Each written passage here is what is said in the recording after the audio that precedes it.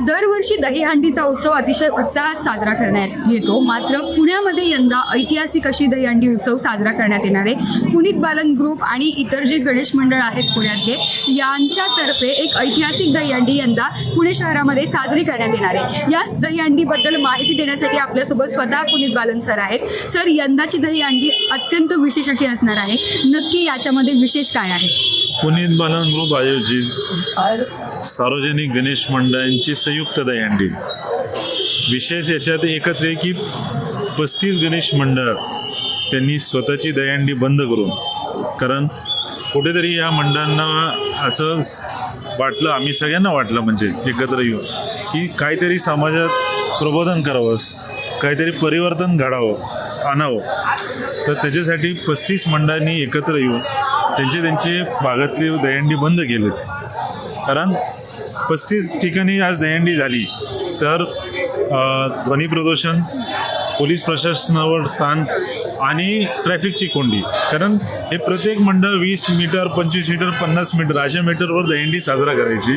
तर असं वाटलं की आम्ही सगळे एकत्र येऊ आणि या ऐतिहासिक चौकात म्हणजे लाल महल चौकात एक ऐतिहासिक दहीहंडी उद्या साजरा करू. सर, यंदा महिलांचा सहभाग असणार आहे का या दहीहंडी उत्सवामध्ये? 100% आहे. उद्या आपल्याकडे कमीत कमी 10 ते 12 पथक, हे गोविंद पथक सलामीला येणारच.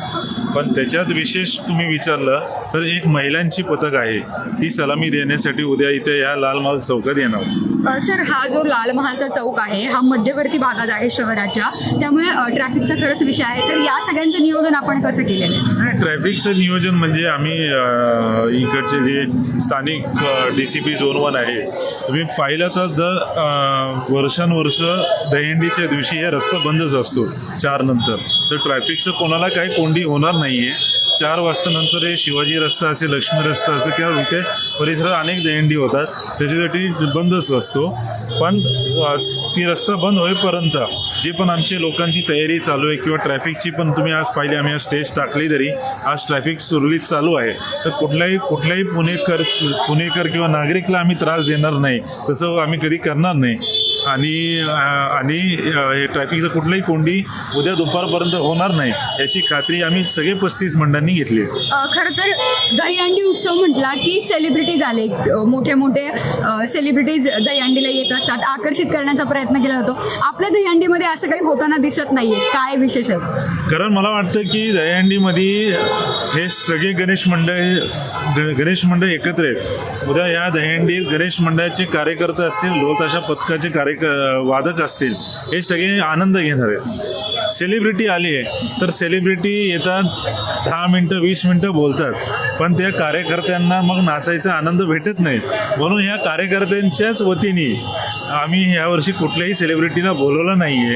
कारण आमचे कार्यकर्ते असतील, हे वादक असतील, त्यांना या दहीहंडीत नाचून आनंद घ्यायचा आहे. कारण गणेश उत्सवात आम्हाला ह्या 10 दिवसात नाचायला भेटत नाही. विसर्जन मिरवणूक असेल, आगमन मिरवणूक असेल, आम्हाला नाचायला भेटत नाही. म्हणून उद्या ही आनंद आम्ही सगळेजण घेणार. आणि याच्यात सर्वात मोठं हे 35 मंडळ जेव्हा एकत्र आले, हेच सेलिब्रिटी आमच्यासाठी. अगदी शेवटचा प्रश्न विचारते सर, पुणेकर नागरिकांना काय आवाहन कराल? आपला उत्सव येतोय, गणपतीचा पण उत्सव आहे, उद्या दहीहंडी करणार आहोत, पुणेकरांना काय आवाहन कराल? मी सर्व फक्त पुणेकर नाही, पुण्याचं गणेश उत्सव हे पुणे हे केंद्रबिंदू आहे या गणेश उत्सवाची. आणि ह्या महाराष्ट्रात नाही, देशात नाही, परदेशात. तर मी परदेशापर्यंत सगळे लोकांना आवाहन करेल की येणारा गणेश उत्सव हे खूप चांगल्या पद्धतीने आमचे सगळे मंडळ जे आहेत हे 10 दिवसाचा जो उत्सव आहे याच्यात धार्मिकता आणि परंपराला जपून आम्ही हे गणेश उत्सव साजरा करतो.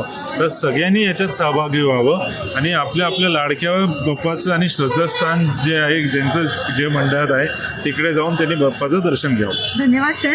तर उद्या दहीहंडीचा उत्सव संपूर्ण पुणे शहरामध्ये अत्यंत उत्साहात साजरा होणार आहे आणि पुणे बालन ग्रुपतर्फे ऐतिहासिक अशा लाल महाल चौकामध्ये मोठ्या उत्साहात 35 मंडळांना एकत्र घेऊन दहीहंडी उत्सव साजरा होणार आहे. शगुफ्ता शेख, लोकमत.com, पुणे.